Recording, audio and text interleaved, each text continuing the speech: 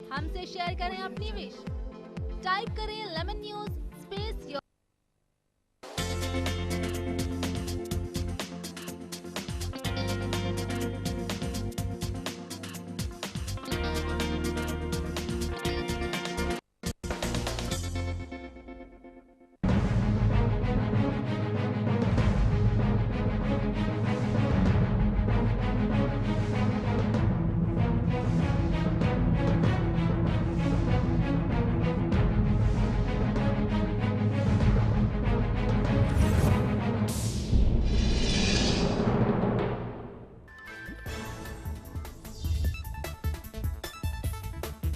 योजना आयोग का सरकार ने बदला स्वरूप।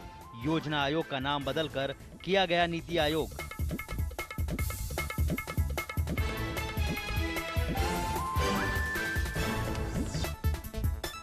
पाकिस्तान की ओर से बीएसएफ की 12 पोस्टों पर फायरिंग।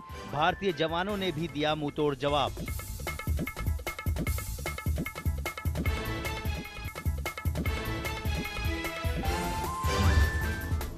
मुंबई सहित पूरे देश में नए साल के स्वागत में रात भर झूमे लोग। कई शहरों में दिखा जश्न का नजारा।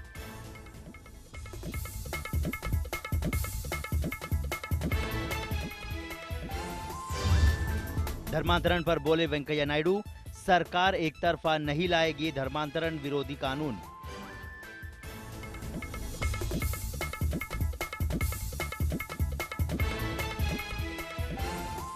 गुजरात के सूरत में पुलिस का मॉक ड्रिल सवालों के घेरे में। मॉक ड्रिल में आतंकी के डमी को पहनाई नमाजी टोपी।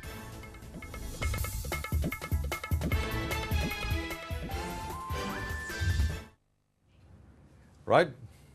My name is Rajiv K. Bajaj and of course you're watching me on Inside Story on Lemon News. जी हाँ, मेरा नाम है RKB यानी राजीव कुमार बजाज और आप मुझको देख रहे हैं लेमन न्यूज़ पर। प्रोग्राम का नाम है इनसाइड स्टोरी और जैसा कि हम बार बार लगातार आपसे ये कहते हैं कि इनसाइड स्टोरी का मतलब है अंदरूनी कहानी क्या है, वो आपके सामने लाने की हम लोग कोशिश करते हैं। अभी अभी जो सर्वेक्षण आया है नरेंद्र मोदी सरकार के बारे में, वो ये है कि नरेंद्र मोदी जी को लेकर के तकरीबन लोग खुश हैं, यानी मिडिल क्लास खुश है। क्यों खुश है उसके बारे में बात हम लोग बाद में करेंगे। और यह सर्वेक्षण जो हुआ है एज यूजुअल सिर्फ 8 मेट्रोपॉलिटन सिटीज में हुआ है। गांव का ये कोई सर्वेक्षण नहीं। जहां तक गांव का प्रश्न है, गांव खेड़े का प्रश्न है, वहां पर स्थिति क्या है, वस्तुस्थिति वास्तविकता में क्या है, जमीनी हकीकत क्या है, उसके बारे में हम लोग आज बात करेंगे। पूरे भारत की बात हम आज करेंगे और आप लोगों का भी ओपिनियन हम लेने की कोशिश करेंगे कि क्या आप लोग नरेंद्र मोदी की सरकार से खुश हैं। नरेंद्र मोदी जी की सरकार यानी भारतीय जनता पार्टी की सरकार को अब 7 महीने हो चुके हैं। 7 महीने और 7 दिन हो चुके हैं। क्या जो कुछ नरेंद्र मोदी जी ने कहा क्या वो कर पाए? मैं मानता हूं कि जो कुछ भी चुनाव प्रचार में कहा जाता है कि हम लोग ब्लैक मनी वापस लेकर के आएंगे, सबको खुशहाल बनाएंगे, एक एक चीज़ मतलब हिंदुस्तान में दूध की नदियां बहेंगी वगैरह वगैरह वगैरह, वो दूसरी बात है कि मैं तो खैर दूध पीता ही नहीं हूं, लेकिन जो लोग पीते हैं बड़े खुश हुए। ये भी कहा गया कि ब्लैक मनी एक बार अगर वापस आ गया, चलिए नरेंद्र मोदी जी ने नहीं कहा, बाबा रामदेव ने कहा कि अगर ब्लैक मनी वापस आ गया, अगर काला धन जिस दिन वापस आ जाएगा, भारत के एक एक नागरिक के खाते में 15 लाख रुपए होंगे, यह भी कहा गया। और फिर उसके बाद जब यह पूछा गया कि जनाब आप काला धन वापस नहीं लेकर के आए, तो वही जवाब जो कांग्रेस दिया करती थी, वही जवाब आखिरकार वित्त मंत्री अरुण जेटली जी को देना पड़ा। वही जवाब देना पड़ा। क्यों?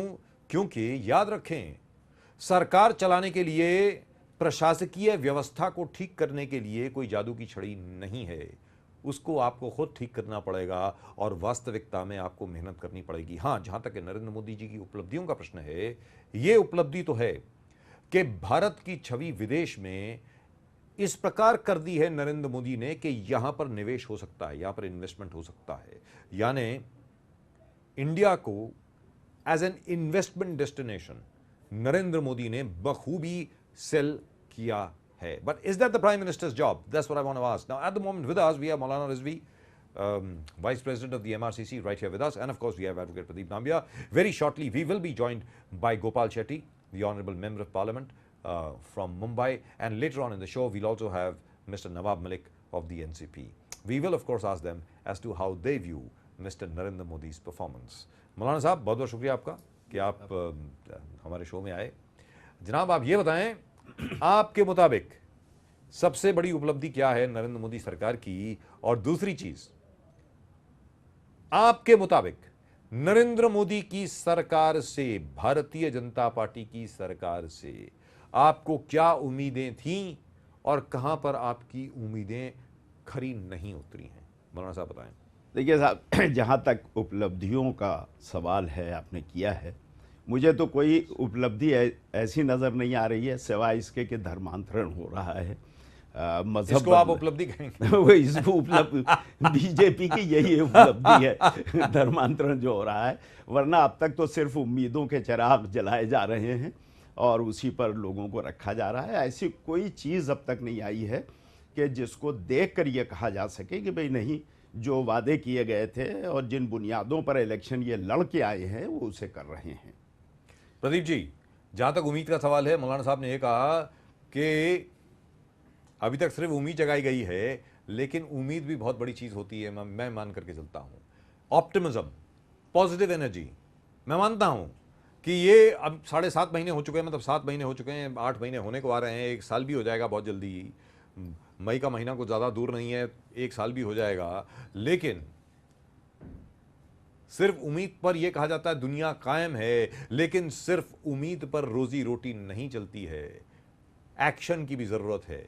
याद रखें, हाल ही में जयराम रमेश साहब ने कहा, नामों का मतलब है no action message only, no action message only. Pradeep sir, आपने भी और हमने भी जिन उद्योगपतियों के साथ मिले, एक चीज है, दो चीज है।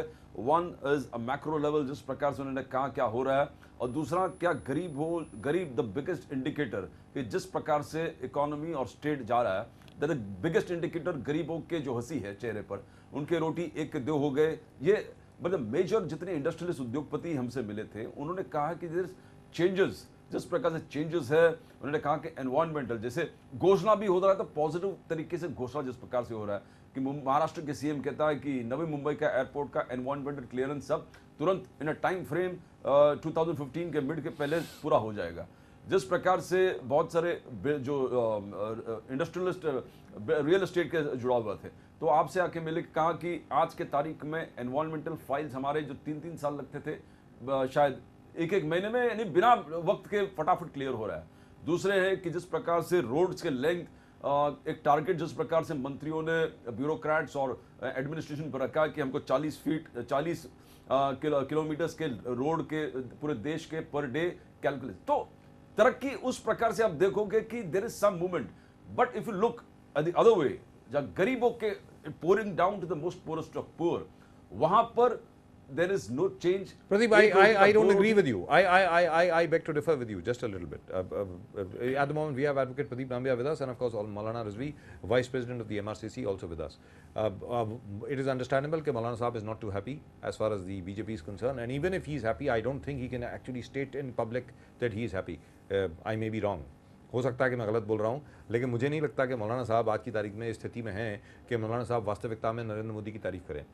अगर नरेंद्र मोदी ने कोई अच्छा काम भी किया हो तो कांग्रेस ज़्यादातर तारीफ करती नहीं है, लेकिन वो अलग बात है। मैं उम्मीद करता हूं कि मैं गलत बोल रहा हूं।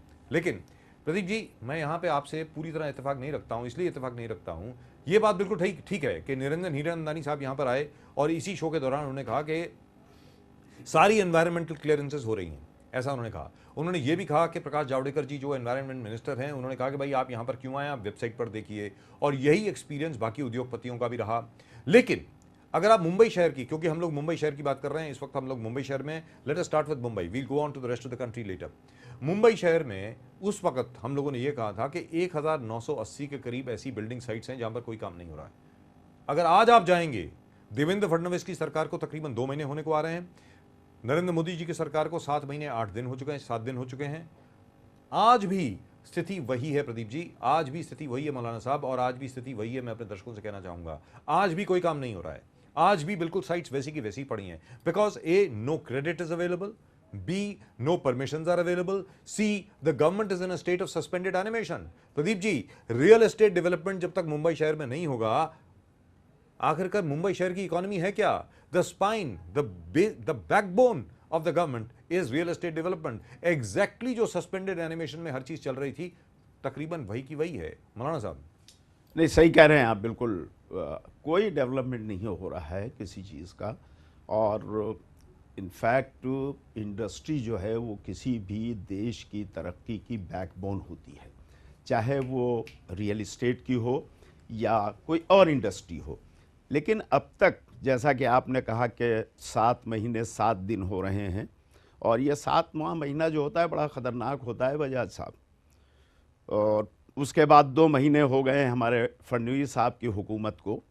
असल में बात यह है कि देखिए, जब तक कोई कॉन्क्रीट प्रोग्राम सामने नहीं होगा उस वक्त तक आप एक्शन कैसे उस पर करेंगे।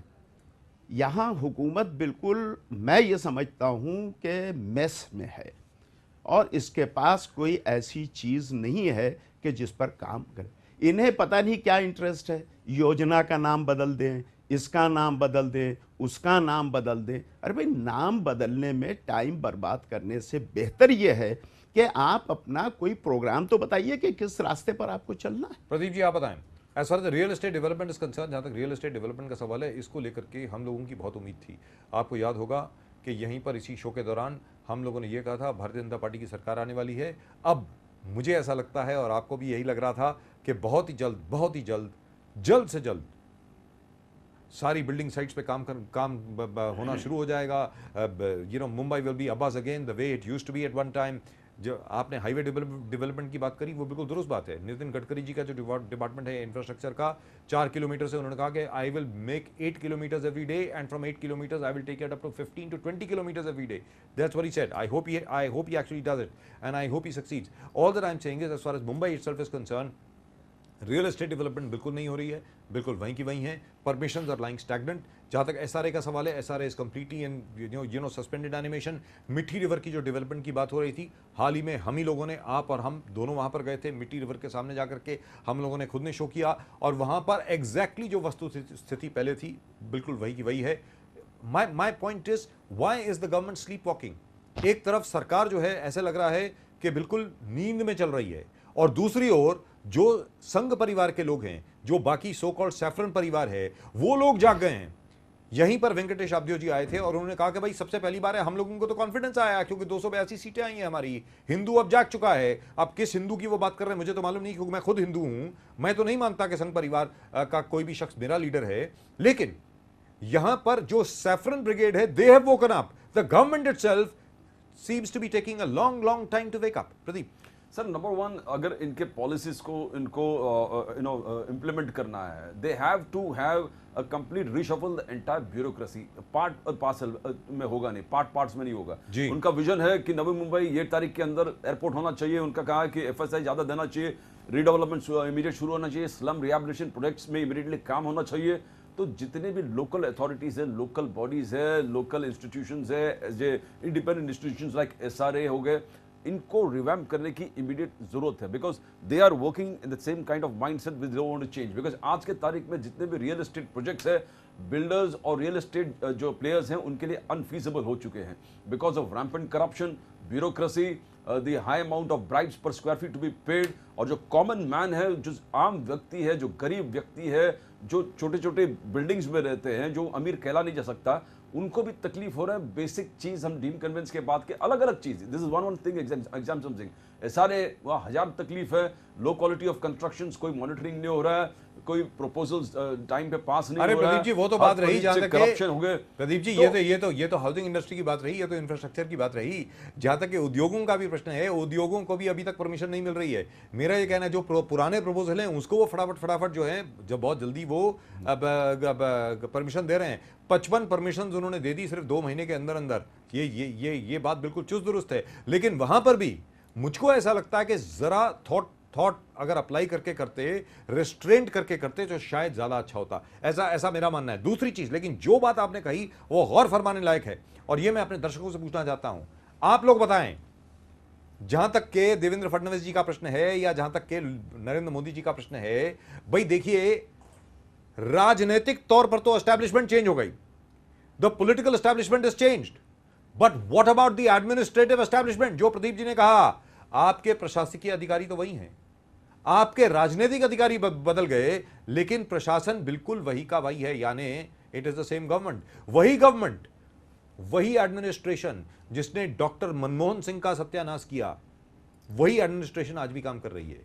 मैं ये मान करके चलता हूं कि हो सकता था कि डॉक्टर साहब की जो सरकार थी अगर अच्छे तरीके से चलती, अगर उनकी पकड़ जो है एडमिनिस्ट्रेशन के ऊपर ज्यादा होती, बशर्ते कि कोalition गवर्नमेंट नहीं था। क्योंकि कोalition गवर्नमेंट था इसलिए अलायंस में वो लोग थे, ज्यादा निर्णय नहीं ले सकते थे। लेकिन आपको तो ऐसी कोई तकलीफ नहीं है, आपके पास तो पूरी मेजॉरिटी, पूर्ण बहुमत आपके पास है, 282 सीटें आपके पास खुद हैं। There is no coalition dharma that you have to follow. आप फौरन प्रशासकीय अधिकारियों को बदल सकते हैं। You can bring in your own people and you can do it immediately. What is stopping you, Pradeep ji? Sir exactly what you said, Manmohan Singh ji के सरकार को इसलिए बदलना था 2008-2009 में, जिस प्रकार से जीडीपी ग्रोथ 50% हो गए 2013 तक पहुंचते पहुंचते, जो 9.6 थे, खुद मनमोहन सिंह जी के सरकार ने गैलपिंग इन्फ्लेशन यानी डबल फिगर्स में लाने वाले थे, जो ग्रोथ एकदम टूट के 50% ग्रोथ पे आ गए। जब 50% ग्रोथ नीचे होता है फ्रॉम 9.7 टू 4.7, तो you can imagine the amount of enormous industrial loss to the nation and along combined with that एक साइकिल इफेक्ट, पूरा देश में एक साइकिल इफेक्ट हो गया। उसके बाद एक पॉलिसी पैरालिसिस वाली बात है कि एनजीओज केस फाइल करते गए, बहुत सारे कोल स्कैम्स निकले, अलग अलग स्कैम्स निकले, उसमें यूनिटी ऑफ कमांड नहीं था कांग्रेस सरकार में। पीपल फाउंड द इंटायरेंसी। आप देखोगे जो Sir, not only unity of command. You are being very polite. I think मौलाना साहब would be more in a position to answer this. मौलाना साहब आप ये बताएं, प्रदीप जी बहुत तहजीब से और बहुत तमीज से बोल रहे हैं। मेरा ये कहना है, आपकी सरकार यानी कांग्रेस की सरकार, वो कांग्रेस पार्टी जो 129 साल पूर्ण कर रही है अपने अभी, जी जी 1885 में बनी हुई कांग्रेस, अब 129 के 130 साल उसके पूरे हो गए, 130 साल। जी जी आप ये बताएं, वो कांग्रेस पार्टी इतनी डर गई एनजीओ से और सीएजी से कि उसने निर्णय लेना ही बंद कर दिया। आप ये बताएं मौलाना साहब, आज भारतीय जनता पार्टी अगर पावर में है, भारतीय जनता पार्टी की अगर हुकूमत है, तो उसके लिए हार आपको पहनाना चाहिए। नहीं, हमारी वजह से तो नहीं। देखिए हमारा आप ही की वजह से है, नहीं, कांग्रेस coalition- पार्टी की वजह से है। आपने निर्णय बजाज नहीं साहब, लिए, बजाज आप लोगों ने बहादुरी से काम नहीं किया, दिलेरी से काम नहीं किया। आपने ही अपने प्रधानमंत्री की छवि हर रोज बिगाड़ी। इसकी वजह से आज की तारीख में नरेंद्र मोदी जी 282 एमपी लेकर के लोकसभा में हैं। जी बताएं। नहीं राजू साहब, आप ठीक कह रहे हैं, लेकिन हमारा मसला कोलिशन का था। और कोलिशन गवर्नमेंट में आप जानते हैं जो नखरे होते हैं उन पार्टीज़ के, जो अलाइज होती हैं, उन नखरों को बर्दाश्त करने में हमारा नुकसान ज़रूर हुआ है। हम इससे इनकार नहीं कर सकते हैं इस बात को। अब रहा ये कि ठीक है, कांग्रेस के दौर में गरानी हुई, महंगाई हुई, सब हुआ, पेट्रोल के दाम भी कभी गिरे कभी बढ़े।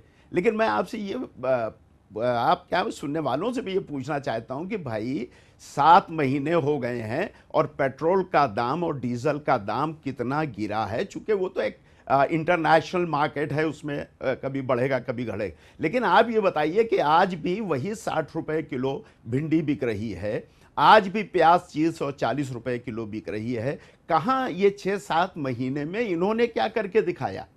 हमारे ऊपर तो इल्ज़ामात हैं, ठीक है, लेकिन ये आप बताएं कि 6-7 महीनों में इन्होंने क्या करके दिखाया है?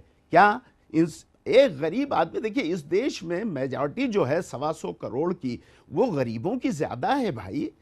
आप शहरों को देखकर आंकलन करेंगे किसी बात का, तो उससे आप नतीजे पर नहीं पहुंच पाएंगे। आज देहातों में चले, मैं आपसे बताऊं, मैं अभी आ रहा हूं यूपी से, फैजाबाद वगैरह से होते हुए, आपको ताज्जुब होगा कि देहात के अंदर जहां ये सब्जियां पैदा हो रही हैं, वहां भी भिंडी आज 40 रुपए किलो बिक रही है। मटर की फली आज वहां 35 और 40 रुपए किलो बिक रही है, जिसे वटाना कहते हैं आप। तो आप ये बताइए कि ये बेचारा गरीब आदमी कि जो उम्मीदों पर जी रहा है, वो कब तक जिएगा? कब तक ये? लेकिन मौलाना साहब, दूसरी चीज मैं आपसे जानना चाह रहा हूं, जो प्रदीप जी ने जिसकी ओर इशारा किया और आपने भी जिसके बारे में बात करी, इस वक्त हमारे साथ हैं मौलाना रिजवी साहब, वाइस प्रेसिडेंट MRCC के। रिजवी साहब, आप ये बताएं, जिस प्रकार एक तरफ जहां तक सरकार का प्रश्न है, जहां तक प्रशासकीय अधिकारियों का प्रश्न है, वही कंटिन्यूएशन में है। शायद ये एक वजह है कि आज की तारीख में नरेंद्र मोदी जी कुछ खास नहीं कर पा रहे, लेकिन वो उनकी गलती है। It is his responsibility and as far as giving time is concern, I think enough time has been given. Pradeep, and as all of our viewers are writing, you are under inspection, you are under the scanner from the day you take oath of office. Let's be very clear. Otherwise, don't get elected, don't stand for election, don't accept a post. आप जिस दिन से प्रधानमंत्री बने हैं, मुख्यमंत्री बने हैं, उसी वक्त से आपका एग्जामिनेशन शुरू हो जाता है। Your time starts immediately. Now 7 months is a very long time.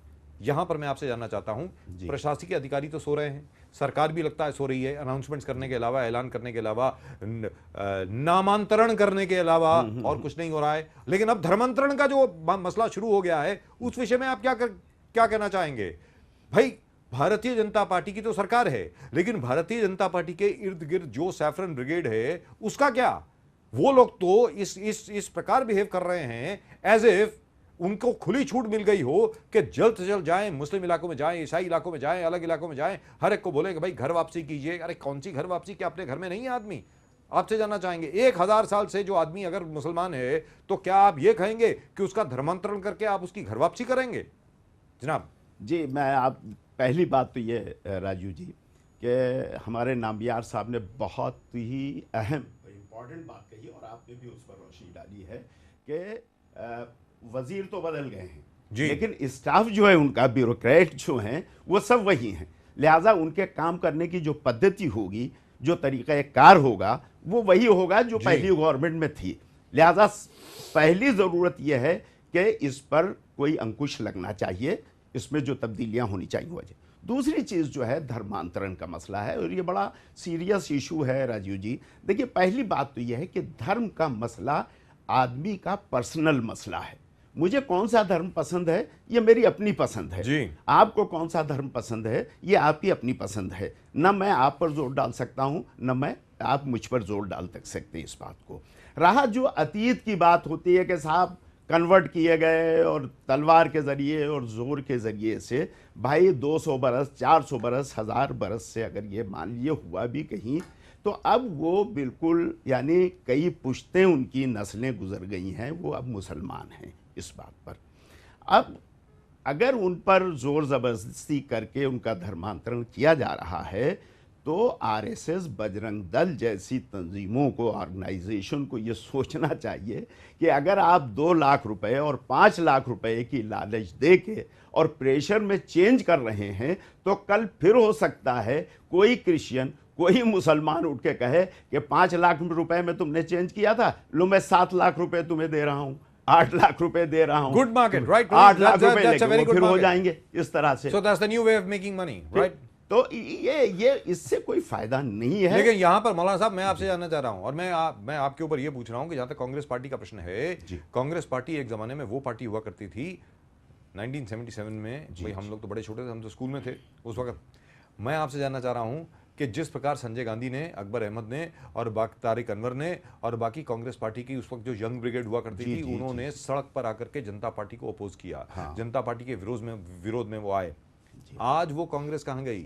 मैं आपसे जानना चाहता हूं, धर्मांतरण को लेकर के तो पूरे देश के अंदर हाहाकार मचनी चाहिए थी। पूरे देश के अंदर जो भी कांग्रेस की जितनी भी इकाइयां हैं, हर शहर में, हर गांव में, हर डिस्ट्रिक्ट में, हर जिले में, सबको बाहर आना चाहिए था। मुझे तो याद नहीं है कि आपका एक भी डेमोन्स्ट्रेशन कहीं पर हुआ हो, मौलाना साहब। जी बिल्कुल, आप सही कह रहे हैं, मैं एग्री करता हूं, चूँकि ये तो ऐसे फैक्ट्स हैं कि जिन्हें डिनाई नहीं किया जा सकता है। ऐसा लगता है कि अब हमारे जो यूथ हैं, या तो उनके सोचने का कुछ तरीका बदल गया है, या सब लोग या सब लोग एसी ऑफिस के अंदर बैठने के आदी हो गए हैं। मतलब कहने का मतलब ये हुआ, सबको एयर कंडीशनड ऑफिस चाहिए, सबको बड़ी बड़ी गाड़ियां चाहिए। बिल्कुल सही है। अब तो मैं आपको बता दूं, आपने इंदिरा जी का पीरियड देखा है जी, उससे पहले के पीरियड आपने देखे होंगे, अगर याद हो, लाल बहादुर शास्त्री जी का पीरियड है।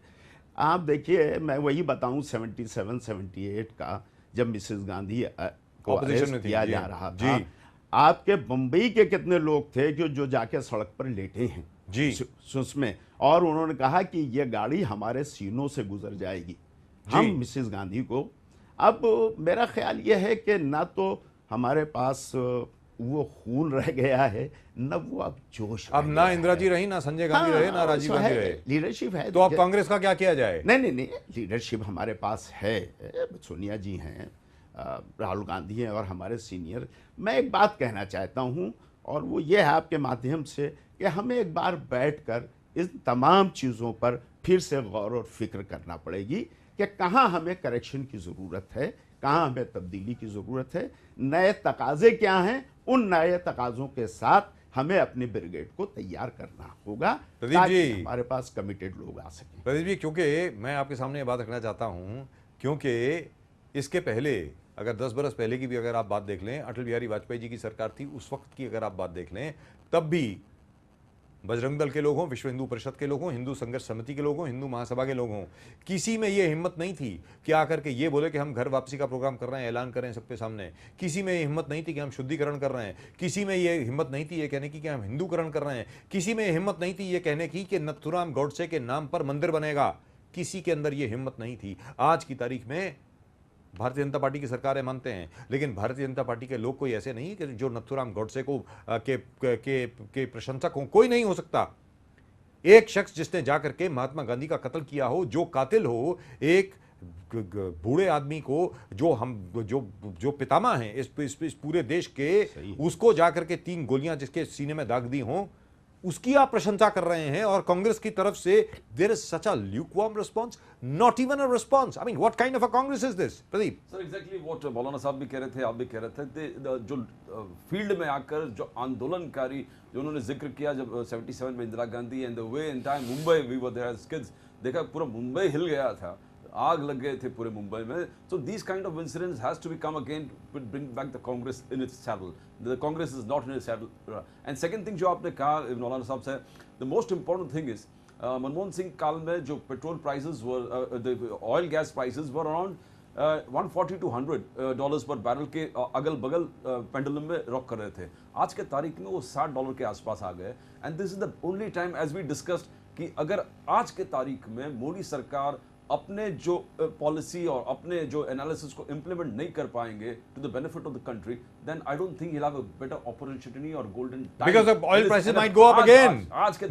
Because I tell you what, the oil prices might go up again, and if they go up again, then what happens? Then what happens? I mean, then it will uncontrollable. आज Yes. के तारीख में भी जो मुद्दे पर BJP आया है, one was the GDP growth was falling 50%, 4.7. आज उनका क्लेम्स है 5 के ऊपर निकले, but I really doubt the very claim because there is no growth. दूसरे आप देखो fall in rupee was falling against the dollar. आज भी rupee has not stabilized. It's still falling. The rupee is still at 63. It is still up and down. It is not stabilized. Janab, the rupee is still at 63 rupees. Exactly. That again at 63 rupees 70 पैसा to the dollar. अभी संजय निरुपम हमारे साथ थे 3 दिन पहले। Yes. उन्होंने ये कहा कि भाई 56 इंच का सीना और 64 साल की उम्र, ऐसा नरेंद्र मोदी जी कहा करते थे अपने चुनावी प्रचार में। आज की तारीख में रुपए की जो कीमत है डॉलर के बनस्पत तकरीबन नरेंद्र मोदी की उम्र की हो गई है। मतलब 64 रुपए की होने वाली है। कहने का मतलब ये हुआ। करंट अकाउंट डेफिसिट की बात कर रहे थे, you talking about current account deficit again widening. आज भी वो Yes. नहीं हो रहा है, कम नहीं हो गया। अब फिजिकल डेफिसिट देखो, current account deficit, falling price, you got everything and nothing has changed in spite of the very fact that global scenario has improved. The oil prices have fallen. The country has not been able to take much advantage of it. If you don't do it now, we don't know when it is going to happen. So There's only one thing which has changed. Pradeep, there's only one thing which has changed. I think we are missing the point over here. There's one thing which has changed. मौलाना साहब, प्रदीप जी, एक चीज बदली है, वो ये है, today you have a prime minister. आज की तारीख में एक प्रधानमंत्री हमारे पास हैं, Narendra Modi ji, who is a brilliant communicator. He is a genius where communication is concerned. जहां तक एक कम्युनिकेशन का सवाल है, आज की तारीख में नरेंद्र मोदी जी की कोई उंगली नहीं पकड़ सकता। लिहाजा जिस प्रकार वो अपने संदेश देते हैं, जिस प्रकार वो अपने भाषण कर रहे हैं, जिस प्रकार वो लोगों से कम्युनिकेट कर रहे हैं, इसकी वजह से आज तक भारतीय जनता पार्टी की छवि वैसी की वैसी है, वो खत्म नहीं हुई है। Unfortunately for doctor Manmohan Singh, जो उनकी उपलब्धियां थी, जिसके बारे में हम लोग बार बार दोहरा रहे थे, जो कांग्रेस खुद नहीं बोल रही थी, वो हम लोग बोल रहे थे कि जहां पर अर्थव्यवस्था तहस नहस हो गई थी तकरीबन हर देश की, ग्रीस में हाहाकार मच गई, स्पेन में हाहाकार मच गई, the Italian economy had almost collapsed, there were riots even in New York, the Russian economy near to collapsing. वहां पर अगर एक पीसफुल जगह थी, वो थी भारत। और वो किसकी वजह से? डॉक्टर मनमोहन सिंह की पॉलिसीज की वजह से। लेकिन उस विषय के बारे में ना तो मौलाना साहब आपने डॉक्टर मनमोहन सिंह को बोलने दिया, ना आप लोगों ने खुद बोला। आप लोगों ने अपनी उपलब्धियों के बारे में लोगों के साथ कम्युनिकेट नहीं किया। और यहां पर आप ये नहीं कह सकते कि वो अलायंस की वजह से हुआ, कोalition की वजह से हुआ। यहां पर तो आपको खुद को कम्युनिकेट करना था। आप लोग यहीं पर मार खा गए कि डॉक्टर मनमोहन सिंह को अगर आप प्रोजेक्ट करेंगे तो राहुल गांधी उनके सामने बहुत छोटे दिखेंगे। वैसे भी छोटे ही दिख रहे हैं मौलाना साहब। नहीं, आप सही कह रहे हैं कि मैं एग्री करता हूं इस बात से कि हम अपनी उपलब्धियों को, अचीवमेंट्स को पब्लिक तक, जनरल पब्लिक तक नहीं पहुंचा पाए हम, और जिसका हमको नुकसान हुआ है। हम कन्विंसिंग वे में नहीं कह पाए, और इस बात को हमारे लीडर्स ने भी अपनी स्टेट्समेंट में एक्सेप्ट किया है कि कम्युनिकेशन में हम जाहिर है कि उसमें पीछे रह गए हैं। और मोदी साहब ने बहरहाल कम्युनिकेशन के मसले में हमसे आगे बढ़ गए वो, और वो कन्वे कर सके हैं। देखिए, सिर्फ कम्युनिकेशन बजाज साहब तनहा रीज़न नहीं था, बहुत से और भी फैक्टर्स थे, वजूहात थे, जिन वजूहात की बिना पर हमें ये जो डिबैकल आया है, या जो हमको एक शिकस्त का सामना करना पड़ा है जो अनएक्सपेक्टेड थी, वो हमारे सामने जो आई उसको हमें फेस करना पड़ा है। इनफैक्ट हम आपको एक बात बता दें कि इलेक्शन से पहले हालात ऐसे कुछ हो गए थे कि हम मॉरली डाउन होते जा रहे थे, और हम थोड़ा सा still not regain your moral sir. अभी भी आपका मोरल जो है वो बिल्कुल नीचे है, अभी भी आपका मोरल वापस नहीं आया है। मैंने जैसे कि कहा कि अगर इंदिरा जी के वक्त, बाकी सब छोड़ दीजिए, राजीव गांधी के भी वक्त या नरसिंह राव के भी वक्त, अगर कोई संघ परिवार से प्रेरित या संघ परिवार से जुड़ा हुआ कोई भी संगठन ये कह देता कि हम धर्मांतरण करने को जा रहे हैं, कांग्रेस के लोग सड़क पर होते। आज की तारीख में किसी नुक्कड़ में भी प्रोटेस्ट नहीं हुआ, बाकी सब तो छोड़ दीजिए। नहीं, आप सिवाय राज्यसभा के और लोकसभा के बाहर इसका प्रदर्शन नहीं हो सका है जी, और होना चाहिए, और ना ही होगा जिस प्रकार चल रहा है। मुझे ये तो नहीं कह सकता हूँ, हो सकता है कि आपके इस कमेंट्स के बाद हमारी अगर कोई सुन रहा है, अगर कोई सुन रहा है तो मैं उम्मीद करता हूं कि देश के हित में कांग्रेस के लोग बाहर आएंगे। अगर कांग्रेस के लोग बाहर नहीं आते तो कोई और आएगा, और फिर कांग्रेस जो आज की तारीख में सिर्फ 44 सीटों पर रह गई है वो भी खत्म हो जाएंगी। मौलाना साहब, बहुत बहुत शुक्रिया आपका, thank you so much. We gonna take a very very short break, when we come back after the break we'll have our old friend Nawab Malik with us. We'll have Nawab Malik ji of the NCP with us, but that will be after a very, very short break. So don't go away.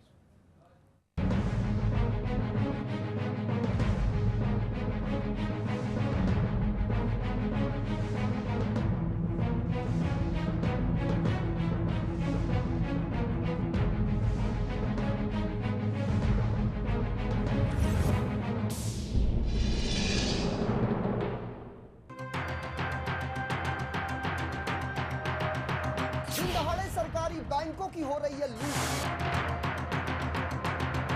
बैंकों के हजारों करोड़ रुपए लूट रहे हैं ये corporate loan mafia. बैंकों को लूट लूट कर लाखों करोड़ों का कर दिया एनपीए। आखिर कौन कौन शामिल है इस लूट में? हम करेंगे इनका पर्दाफाश।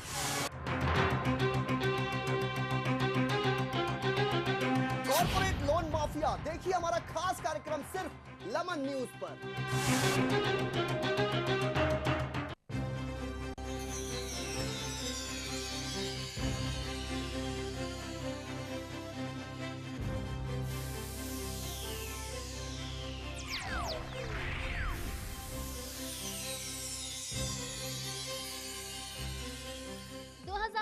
में आपकी क्या है विश?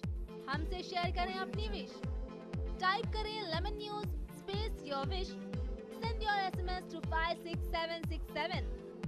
हम आपकी विश को दिखाएंगे अपने न्यूज चैनल पर। Happy new year 2015।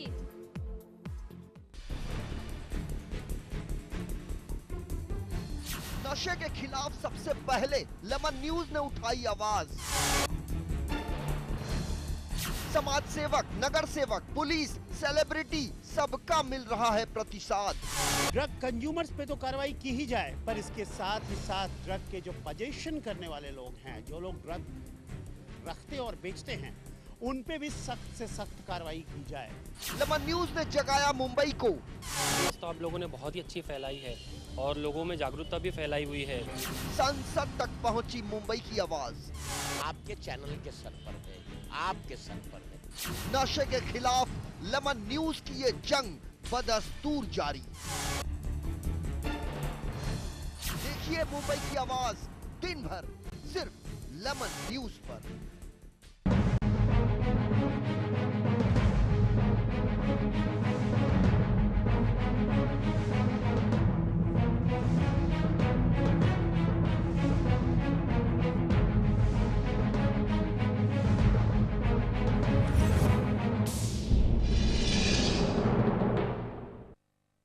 Right, we are back. You're watching Inside Story with me, RKB. That is Rajiv K. Bajaj, and of course with me is Advocate Pradeep Nambiar.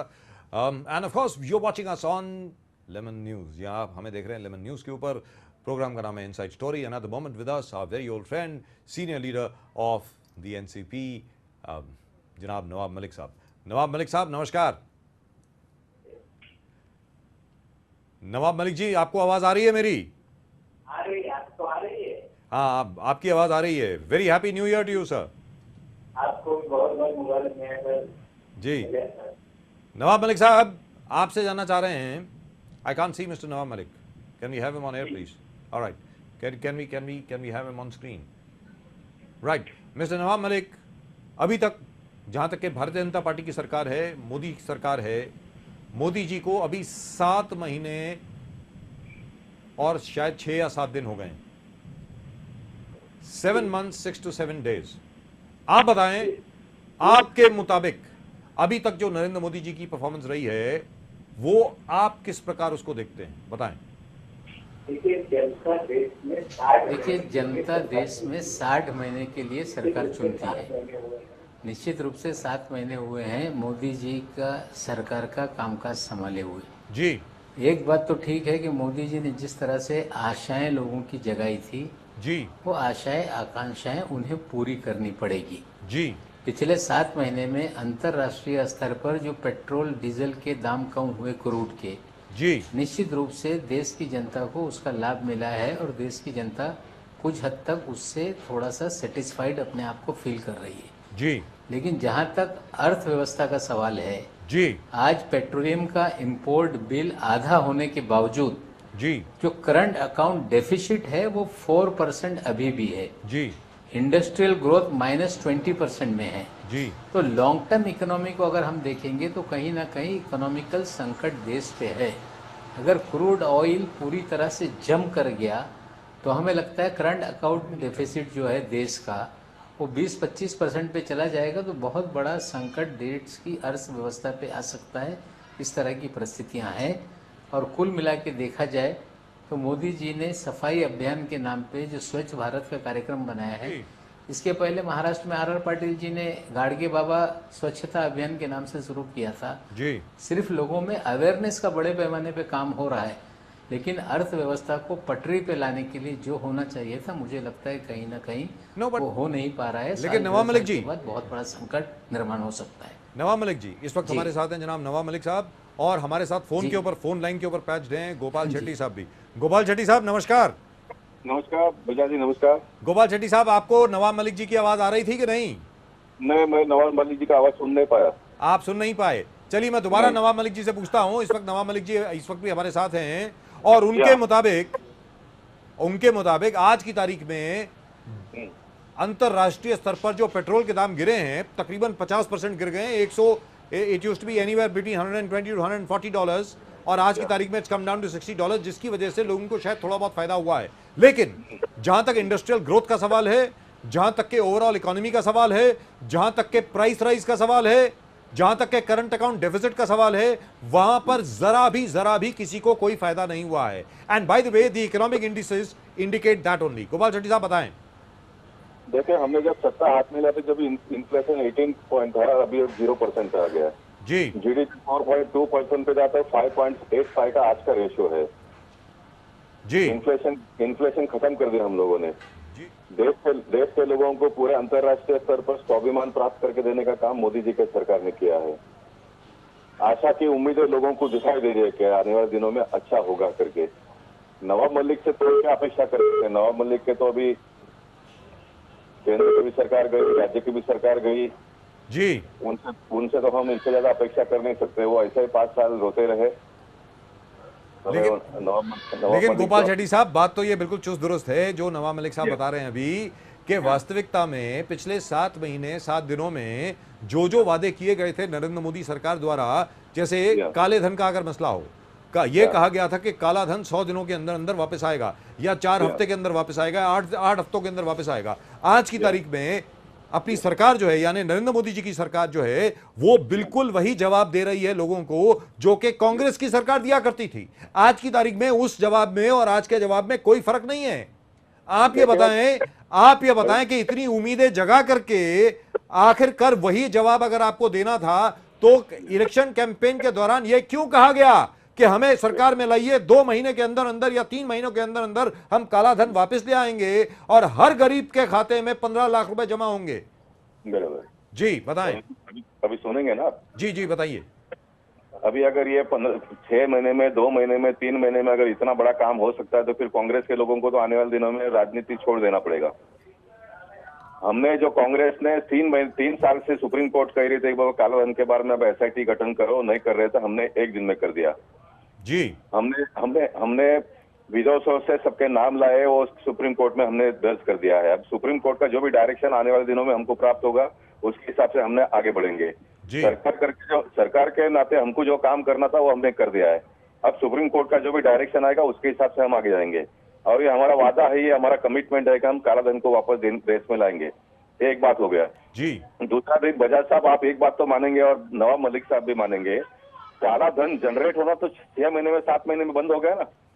जो लूटमार मची थी कांग्रेस और NCP के जमाने में, at least वो तो बच गया। काला धन जनरेट होना बंद हो गया ना साहब। आपके मुताबिक नवाब मलिक साहब ये बात मानेंगे? मैं नवाब मलिक से ही पूछता हूँ, नवाब मलिक जी क्या आप ये बात मानेंगे? जी बताएं। काला धन जनरेट होना बंद हो गया देश में साहब। जी नवाब मलिक जी बोलिए। जी मिस्टर नवाब मलिक, गो एहेड। काला धन जनरेट होना बंद हो गया अगर ये बात कर रहे हैं गोपाल शेट्टी जी, तो अदानी जी को दुनिया के अमीरों की लिस्ट में इतनी जल्दी कैसे आ गए, इसका भी जवाब इस सरकार को देने का काम करना पड़ेगा जी। जो आदमी एकाएक देश के सबसे बड़े अमीर की लिस्ट में आ जाता है तो कितना धन कैसे जनरेट हुआ, इसका भी लेखा जोखा देश की जनता को आपको देना पड़ेगा।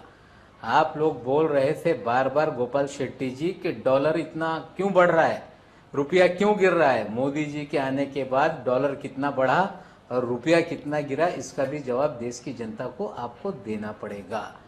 आपने आपकी सरकार आने के बाद करंट अकाउंट डेफिसिट -4% में है। आपका पेट्रोलियम प्रोडक्ट का इंपोर्ट बिल 50% से भी कम हो गया। अगर ऐसी परिस्थिति में -4% करंट अकाउंट डेफिसिट रहा और पेट्रोलियम प्रोडक्ट के दाम शूट हो गए, 24-25% माइनस करंट अकाउंट डेफिसिट अगर हो गया तो देश का सोना आपको गिरवी रखना पड़ेगा। ये अर्थव्यवस्था की हालत है। ठीक है, पेट्रोल डीजल सस्ते हुए अंतर्राष्ट्रीय स्तर पे, तो जितना सस्ता हुआ है उतना सस्ता आप नहीं बेच रहे हैं, उतना ग्राहकों को या देश की जनता को उतनी आपने उस सस्ताई का फायदा नहीं दिया है जी। उसमें से ज्यादा नफा सरकार अपने पास रख रही है, ये भी समझना पड़ेगा। लेकिन जिस दिन तेल के दाम उछलेंगे उस दिन देश की अर्थव्यवस्था खड़बड़ा जाएगी। गोपाल शेट्टी साहब, आज की तारीख में today the rupee is trading at 63 rupees 24 पैसे अगेंस्ट द डॉलर, यानी 63 रुपए 24 पैसे का डॉलर आज की तारीख में उपलब्ध है। नरेंद्र मोदी जी की सरकार के दौरान 60 पैसे का था, 61 पैसे का था, 62 पैसे का था। उस वक्त आदरणीय नरेंद्र मोदी जी ये कहा करते थे कि डॉलर की जो हालत है, वो रुपए की जो हालत है वो हो गई है कि आज की तारीख में जो रुपया है हमारा बिल्कुल कांग्रेस की तरह हो गया है। आज उसके बारे में क्या कहेंगे आप? गोपाल शेट्टी साहब बताएं। देखिए, सरकार जब पॉलिसी डिसीजन लेती है तो कहीं कम कहीं ज्यादा कोई उसमें फर्क तो आपको दिखाई देगा। एक साइड तो चलता नहीं है। हमने तो कभी भी ये नहीं कहा कि कांग्रेस के लोगों को कुछ समझ में नहीं आता है। 1.25 साल से जो 125 साल की कांग्रेस, आजादी के 68 साल में से 50-55 साल जिन्होंने राज किया, उनको बिल्कुल ही कुछ भी आता नहीं, ऐसा तो कोई बात नहीं था। हमने कहा था कि भाई जो मस्ती करते हैं, धमाल करते हैं, भ्रष्टाचार करते हैं, काम नहीं करते हैं, हमने देखिए 71 प्रपोजल सीआरजेड के प्रकाश जावड़ेकर जी ने क्लियर कर दिया महाराष्ट्र के। जी सब जो काम बंद पड़े थे, व्यापारी सब भाग रहे थे, रुक गए, अभी इंडिया में हार रहे, अभी काम का स्टार्ट करेंगे, क्यों गिर रहा है? नितिन गडकरी जी ये ने मोदी जी का भाषण था, उस पे जवाब कोई चैनल दीजिए। के लोग आए होंगे तो आपके पास होगा, वो बाइट दिखा दीजिए। इतना बड़ा क्रांति देश में आने वाला है साहब, आप देखते रहिएगा, हैरान हो जाएंगे लोग। कांग्रेस के लोग तो देखे सब अभी दुकान बंद करना पड़ेगा कांग्रेस और एनसीपी। लेकिन गोपाल शेट्टी साहब, जो नवाब मलिक साहब पूछ रहे हैं कि आज की तारीख में 63 रुपए 24 पैसे का कैसे हो गया डॉलर? जी मैं मानता हूँ ना, देखिए अभी इन्फ्लेशन इतना कम हो गया है, जीडीपी बढ़ा है, डॉलर की तुलना, डॉलर अगर समझो ना 50 रुपया हो जाएगा और बाकी सारे जगह पर हाहाकार होगा तो उससे क्या लेने लोगों को फायदा होने वाला है। इसलिए 7 महीने में तो हम तो कोई जादूगर तो नहीं है, बाबा सब कुछ ठीक ठाक कर देंगे हम। आपके नेता सवाल उठा रहे थे, आपके नेता सवाल उठा रहे थे। विकास के काम बंद पड़े थे, उसको हमने स्टार्ट कर दिया है, तो लोगों को काम मिलना शुरू हो जाएगा। लोगों को काम मिलना शुरू हो तो लोगों के पास पैसे आएंगे तो खरीदारी होगी। अब कंस्ट्रक्शन इंडस्ट्री का सब काम बंद पड़ा था, अभी लोहा परचेज करेंगे, सीमेंट परचेज करेंगे, टाइल्स बिकेंगे, ये सारे चलन का जो दरवाजा था वो हमने खोल दिया है। तो आने वाले दिनों में आप देखेंगे जो आज 63 है, नवाब मलिक साहब को आप 3 महीने के बाद में बुलाइए, 57 रुपीज हुआ होगा, नवाब मलिक साहब को कहना पड़ेगा। लेकिन ये हम कोशिश कर रहे हैं सर, हम प्रामाणिकता से कोशिश तो कर रहे हैं। लोगों को एक उम्मीद तो है कि नहीं सरकार आई है, सरकार में अच्छे लोग हैं, अच्छे लोग काम कर रहे हैं। मुझे लगता है कि यही बहुत होगा देश के। गोपाल शेट्टी साहब, नवाब मलिक जी कुछ कह रहे हैं। जी नवाब मलिक जी बोलिए। जी आप कुछ बोलना चाह रहे थे, बोलिए। गोपाल जी, पिछले 7 महीने में पिछली सरकार के कार्यक्रम, पिछली सरकार ने जो शिलान्यास किए थे उसी का रिबन काटते हुए मोदी साहब घूम रहे हैं। आप बोल रहे हैं कि हमने ये चालू कर दिया, वो चालू कर दिया। एक भी नए प्रोजेक्ट को कोई लॉन्च करके प्रत्यक्ष रूप से देश में काम नहीं शुरू हुआ। पनडुब्बी आई, पिछले सरकार थी, आपने झंडी दिखा दी। आपने वहां उत्तराखंड में रेलवे गई, कश्मीर में रेलवे गई, आप झंडी दिखाने आ गए। जो भी काम पिछली सरकार ने किया था उसको झंडी दिखाने का काम कर रहे हैं, लेकिन नई परियोजनाओं पे कहीं शिलान्यास भी नहीं हुआ, एक ईंट भी नहीं रखी गई और 7 महीने में कोई नया काम नहीं हुआ है। आप लोगों को आशाएं जगाकर आपने सरकार लाई है, 60 महीने आपके पास है, लेकिन देश में आर्थिक संकट मंडरा रहा है, ये हमें डर लग रहा है। जी नवाब मलिक साहब 1 मिनट। गोपाल शेट्टी साहब ये जरा ध्यान से सुने और नवाब मलिक जी आप भी जरा ध्यान से सुने। बहुत ध्यान से सुने ये बात। ये मेरी स्टेटमेंट नहीं है, एसोचैम की स्टेटमेंट है। ASSOCHAM as you know is an industrial body. इनका ये कहना है at a time when manufacturing output, this statement has been released yesterday. Okay. At a time when manufacturing output has been declining by over 4%, with consumer durables reporting a huge drop of over 35% and motor vehicle segment a fall of 9.8%, bringing these segments into higher excise duty regime will spell a death knell for consumer demand and industrial growth. This is not in keeping with the spirit of Make in India. The Make in India's first priority should be to revive industrial growth, lower the cost of production and lower price tag for the consumer so that demand can be revived. Now here I would like to ask you, sir, why have you increased excise duty? That's what we would like to know. अभी आपने excise duty increase क्यों करी? एक तरफ आप बोलते हैं make in India और दूसरी तरफ एक्साइज ड्यूटी इंक्रीज करके एक चीज की आप प्राइस बढ़ा रहे हैं। In the new year, everybody will have to pay a higher price for motor vehicles, for consumer durables and for everything else. Gopal Shetty साहब। देखिए हम देश चला रहे हैं। आप सुनिए मेरे नवाब मलिक साहब को भी बताइए। नवाब मलिक साहब का प्रॉब्लम ये था कि ये 10% लोगों के लिए काम कर रहे थे, हम 90% लोगों के लिए काम कर रहे हैं। और मैं आपको ये भी बताता हूँ कि जो 10% लोग हैं वो भी हमारे देश के लोग हैं, लेकिन they are having the paying capacity. Those who are having the paying capacity, they are paying. But those who are starving for food, our priority is for 90% of the people who are starving for the many types of things. Our priority is to make them satisfied first, and definitely we will think about the 10-15% who are of the higher society people. They are not from outsiders; they are also a part of our country. So we will think about them also, but our priority is to satisfy the 90% people first, and we are doing accordingly. And you will see within a span of another 6 months, all 100% people will be satisfied by the decision taken by the Modi ji's government. जी नवाब मलिक साहब, आप कुछ कहना चाहेंगे इस पर? Mr. Gopal Shetty, did you know Mr. Modi has been to the America? He has signed a treaty where the 100 drugs has been deleted from the essential drug list, and that all drugs prices are increased by 10 times more. That's right. The common people were buying the drugs at the cheaper rate. The Mr. Modi has made a deal with America and given a certificate for looting the common man of here. Did you have any kind of answer regarding that? जी, जहां तक के drug list का सवाल है, ये बात बिल्कुल दुरुस्त है। जो नई एग्रीमेंट साइन हुई है उसके अंदर काफी ऐसे ड्रग्स हैं, तकरीबन 100 के करीब ऐसे ड्रग्स हैं जो एसेंशियल ड्रग्स हैं, जिनको डीलिस्ट कर दिया गया है, और जो अब जिस तरीके से अभी कॉमनली उपलब्ध होते थे वैसे उपलब्ध नहीं होंगे। गोपाल शेट्टी साहब, ये गलत है। लोकसभा में आनंद कुमार जी ने इसका खुलासा किया, आपकी जानकारी के लिए जी। जो ये दो ग्रुप है बिजनेस में, एक ग्रुप ने बात को उठाया था, मीडिया में छप्पर भी आया जी, और आनंद कुमार जी ने लोकसभा में, आप इंटरनेट में जाकर निकालिए, आनंद कुमार ने कहा था कि कांग्रेस के जमाने में जितने थे उससे हमने इंक्रीज किया है, हमने कोई कम नहीं किया है साहब। Right. So, but I have a list over here. As far as the Wall Street Journal is concerned, it says very, very clearly that you have actually arrived at a deal with pharma companies in the US, whereby certain drugs, certain essential and life-saving drugs, are now going to be available in India at 10 times the price they were available in, say, January 2014. At 10 times the price, sir. Now, no, this is not correct. That is not correct. It's a I will tell you, it is on the record of the Lok Sabha floor of the House. Anand Kumar has replied to a question raised by the Congress people. Mr. Nawab Malik coming in at the moment. Ji, Nawab Malik जी बताएं. No, I think Mr. Shetty, you are talking in English. Why you are talking in Hindi now? Ji. We also understand English as well as Hindi, Mr. Shetty. Please go ahead. आपने 100 दवाएं जो अति आवश्यक थी, देश की जनता की जान बचाने वाली, उसको आपने डीलिस्ट कर दिया। अब वो सारी ड्रग कंपनियां जो अमेरिका में है, वो देश के 100% जनता को लूटने का सर्टिफिकेट मिस्टर मोदी जी ने जाकर अमेरिका में दस्तखत किया है। ये बात गलत है। अगर आप कहते हैं तो देश की जनता की तरफ से आपको हम लिस्ट भेज देंगे।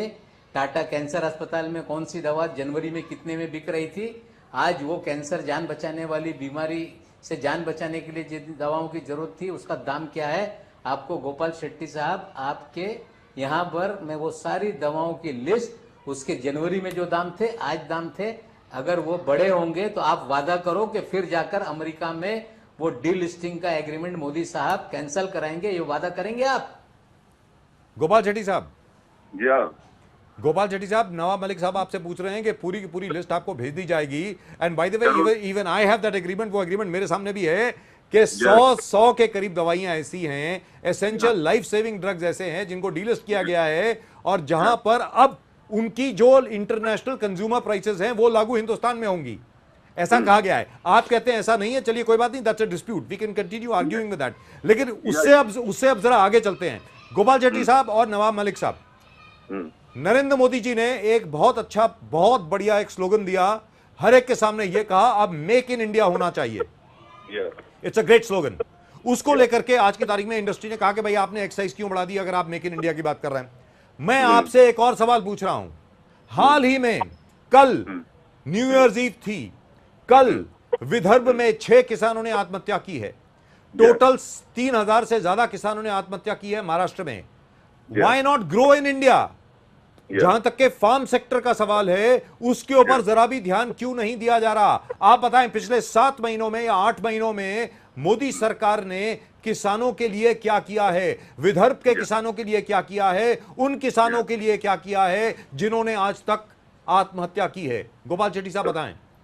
देखिए, आज गडकरी जी जो प्रेस कॉन्फ्रेंस में उसमें यह भी मुद्दा था, हम इरिगेशन के सभी प्रोजेक्ट फास्ट पूरा कर रहे हैं, और सिर्फ इरिगेशन का प्रोजेक्ट पूरा करने से लोग किसानों को भला नहीं होगा, तो चेक डैम बनाने पड़ेंगे। चेक डैम का हमने प्रारंभ किया है ताकि लोगों को पानी मिले। लाइट के पावर सेक्टर में हम ज्यादा ध्यान दे रहे हैं ताकि आने वाले दिनों में पावर लोगों को मिले। ये किसान हत्या करे, बाजा साहब एक दिन में तो रुकेगा नहीं। नवाब मलिक से पूछिए, उनके पास कोई फॉर्मूला है तो मुझे बता दीजिए, हम कल इम्प्लीमेंट करेंगे। और मेरा दूसरा सवाल उनके पास ये भी रहेगा, उनके पास कोई फॉर्मूला है तो उन्होंने इतने साल में 15 साल में क्यों नहीं इम्प्लीमेंट किया? नवाब मलिक साहब भी जानते हैं कोई पॉलिटिकल मुद्दा नहीं है। हमारा एक गारंटी है कि आने वाले साल भर के अंदर हम आपको दिखा देंगे कि किसानों की आत्महत्या रुकेगी 100%। तो उसके बहुत सारे पॉलिटिकल एंगल भी है, सभी बातों को जोड़ दिया जाता है। तो हमारे सरकार के समय पे भी होता था, अभी भी हो रहा है, उनके सरकार के समय भी होता था, अभी भी हो रहा है। लेकिन हमारा ये वादा क्या है कि हम आने वाले दिनों में किसानों की आत्महत्या रोकेंगे। उसके लिए हम परमानेंट सॉल्यूशन ढूंढ रहे हैं, उसका इलाज कर रहे हैं। लेकिन अभी महाराष्ट्र की सरकार आके साहब कितने दिन हो गए जी? हम पॉलिसी लेंगे, उसको इम्प्लीमेंट करेंगे।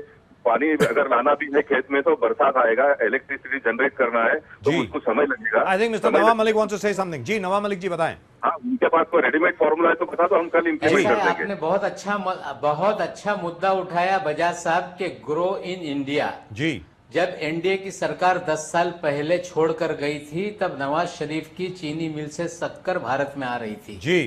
जब एनडीए की सरकार छोड़ के गई तो अमेरिका से गेहूं आ रहा था जी। 10 साल में क्रांतिकारी निर्णय हुए, किसानों को सस्ता खाद दिया गया, एक्सपोर्ट पर बहुत सारी चीजों पे सब्सिडी बढ़ाई गई।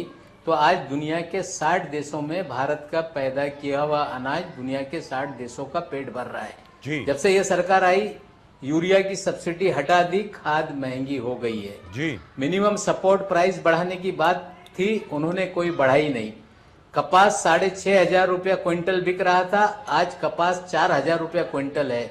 सोयाबीन के मिनिमम सपोर्ट प्राइस बढ़ाए नहीं गए, धान के गेहूं के मिनिमम सपोर्ट प्राइस बढ़ाए नहीं गए, खरीदी केंद्र नहीं खड़े किए गए। ये किसानों के विरोध में काम करने वाली सरकार है, किसानों के माल का लूट करने वाली सरकार है।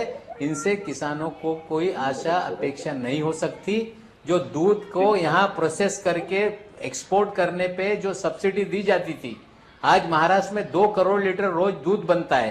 पिछली सरकार ने सब्सिडी दी थी कि आप प्रोसेस करके पाउडर एक्सपोर्ट करो, हम आपको एक्सपोर्ट पर सब्सिडी देंगे। ये सरकार आने के बाद वो सब्सिडी भी उन्होंने खत्म कर दी। आज 16 रुपए लीटर में कोई भी दूध लेने के लिए ग्रामीण क्षेत्र में तैयार नहीं। अगर दूध को दाम नहीं मिलेगा तो जानवर कम हो जाएंगे, देश में दूध का भी संकट होगा, अनाज का भी संकट होगा।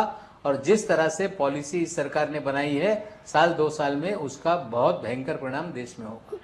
गोपाल शेट्टी साहब, one final word from you. जी बताएं। क्या कह रहे हैं नवाब साहब? नवाब मलिक साहब ने यह कहा कि दूध के ऊपर जो सब्सिडी दी गई थी, फार्म सब्सिडी जो थी, आप लोगों ने आकर के विड्रॉ करी हैं। यूरिया के दाम जो हैं वो महंगे हो गए हैं, हर चीज के दाम महंगे हो गए हैं। आज किसान जो है उसकी जो एसेंशियल चीजें हैं जिसकी वजह से आज की तारीख में वो काम करता है, वो सब चीजें भी आपने महंगी कर दी हैं। और दूध प्रोसेस करके जो एक्सपोर्ट हुआ करता था, जिसके ऊपर सब्सिडी दी जाती थी महाराष्ट्र सरकार द्वारा, वो भी विड्रॉ कर ली गई है। गोपाल शेट्टी साहब, इसके बारे में कुछ कहना चाहेंगे आप? नहीं, देश की सरकार, देश की सरकार ने, माफ कीजिएगा, सेंट्रल गवर्नमेंट ने करी है। जी बताएं। मैं तो नवाब मलिक साहब को कहिए वो एजेंट बदली करे। अगर इतना होता तो महाराष्ट्र में और देश में हाहाकार हो जाता था। लोग शांत है, सुखी जीवन जी रहे लोग। कांग्रेस के लोगों के दुखी आत्मा भटक रहे हैं, उसके लिए हम लोग क्या करें? That's not an answer, Gopal Shetty साहब. That is not really an answer. But we really have run out of time. We really have run out of time. But Gopal Shetty साहब, there are certain essential fundamental questions which have been put to you. कुछ essential सवाल पूछे गए हैं, नवाब मलिक साहब ने भी पूछे हैं, मैंने और प्रदीप ने भी यहाँ पर आपसे पूछे हैं, जिनका फिलहाल मुझे दुख के साथ कहना पड़ता है, फिलहाल जवाब नहीं मिला है। नवाब मलिक साहब, one final word from you. One final word from you as well. आप बताएं about the performance of the Modi government. जी बताइए। हमें लगता है कि ये सरकार ने आशाएं जगाई थी जी।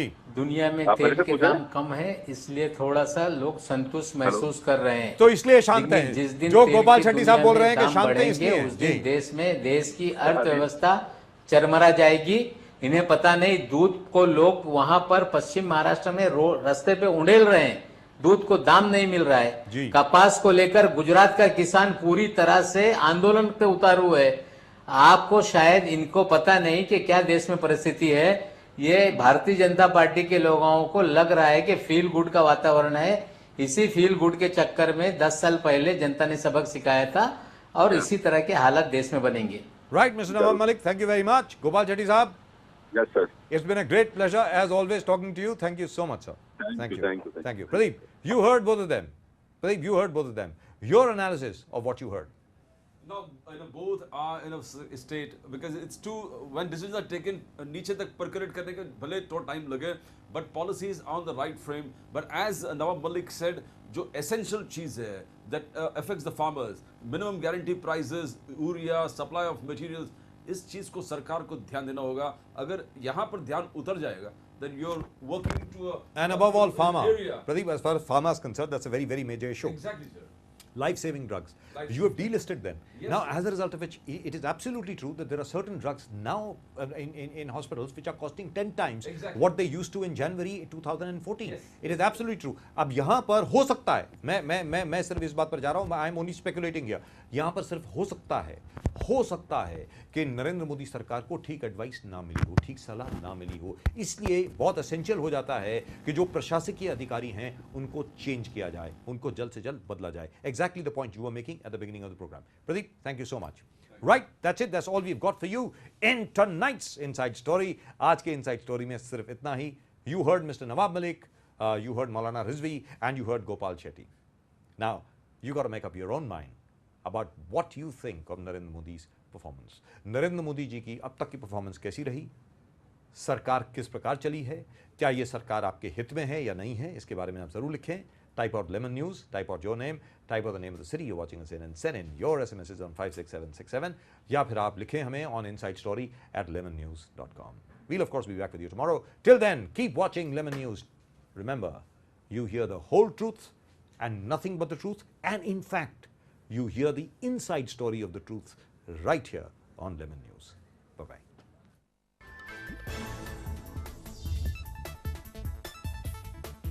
योजना आयोग का सरकार ने बदला स्वरूप. योजना आयोग का नाम बदलकर किया गया नीति आयोग.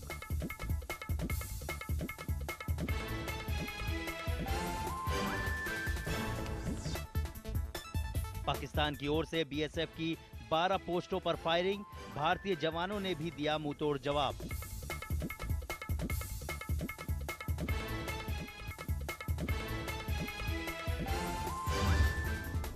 मुंबई सहित पूरे देश में नए साल के स्वागत में रात भर झूमे लोग.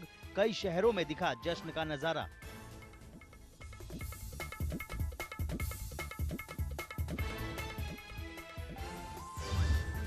धर्मांतरण पर बोले वेंकैया नायडू, सरकार एक तरफा नहीं लाएगी धर्मांतरण विरोधी कानून.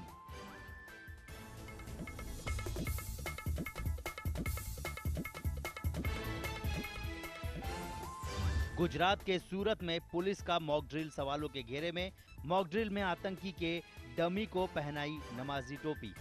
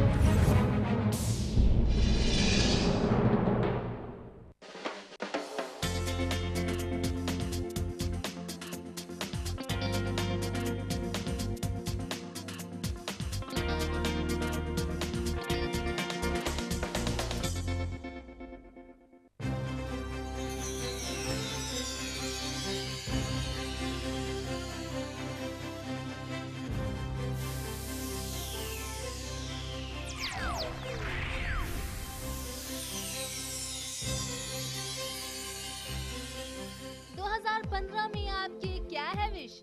हमसे शेयर करें अपनी विश.